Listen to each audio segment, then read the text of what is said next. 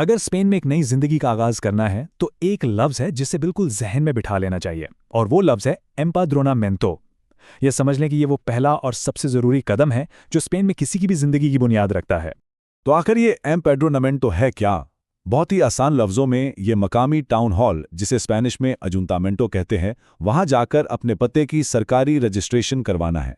मतलब हुकूमत के रिकॉर्ड में ये दर्ज करवाना कि भाई हम इस पते पर रहते हैं। और इसकी अहमियत का अंदाज़ा इस बात से लगाएं कि इसके बगैर स्पेन में तकरीबन सारे काम रुक जाते हैं। ना तो रिहायशी कार्ड यानी टाई मिलेगा, ना हेल्थ केयर में रजिस्ट्रेशन होगी, ना बच्चों का स्कूल में दाखिला होगा, और ना ही कोई बैंक अकाउंट खुलेगा। तो बुनियादी तौर पर यह स्पेन में एक कानूनी और समाजी ज़िंदगी गुजारने का गेटवे है। चलें, अब जब इसकी अहमियत वाज़े हो गई है तो देखते हैं कि इसके लिए तैयारी कैसे करनी है। सबसे पहला काम है सारे ज़रूरी कागजात इकट्ठे करना। अच्छा, तो आपको क्या क्या चाहिए होगा? अपना पासपोर्ट जिस पर वीज़ा स्टैंप लगी हो, किराए का मुआहिदा या अगर घर अपना है तो उसके कागजात, पते का सबूत जैसे कोई बिजली या पानी का बिल, और अगर NIN नंबर पहले से मिला हुआ है तो वो भी। और हाँ, एक दरखास्त फॉर्म।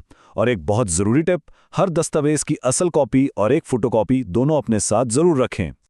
अच्छा, एक और सूरत हाल भी हो सकती है।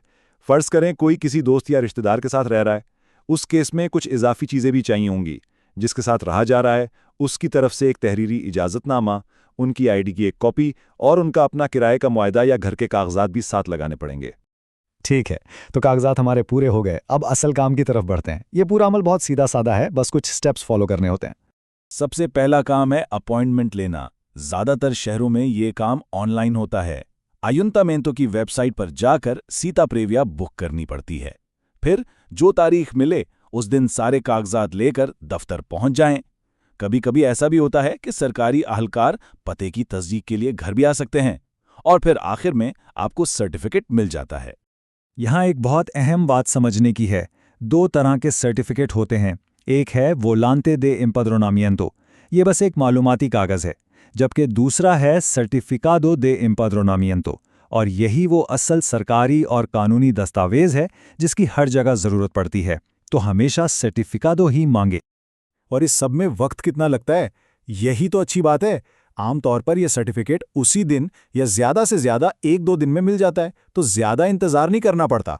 चलें अब कुछ काम की बातों और टिप्स पर नज़र डालते हैं ताकि ये सारा अमल बगैर किसी परेशानी के आराम से मुकम्मल हो जाए।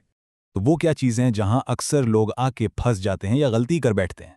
सबसे आम गलतियां जो लोग करते हैं उनमें शामिल है किराए का ऐसा मुआहिदा ले जाना जो मुकम्मल ना हो।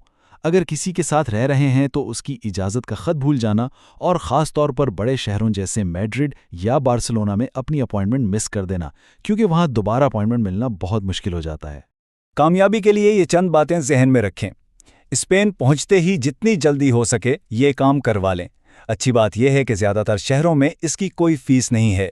और ये बात हमेशा याद रखें कि TIE या हेल्थ कार्ड के लिए अप्लाई करने से पहले ये काम करवाना लाजमी है। तो जब ये सर्टिफिकेट हाथ में आ जाता है तो इसका मतलब है कि स्पेन में ज़िंदगी के अगले मरहले का दरवाज़ा खुल गया है। ये असल में एक चाबी है। तो एम्पाद्रोनामेंतो तो हो गया, अब आगे का रास्ता क्या है? अब अगला कदम है TIE यानी गैर मुल्की शनाख्ती कार्ड के लिए दरखास्त देना, और फिर हेल्थ केयर सिस्टम में खुद को रजिस्टर करवाना।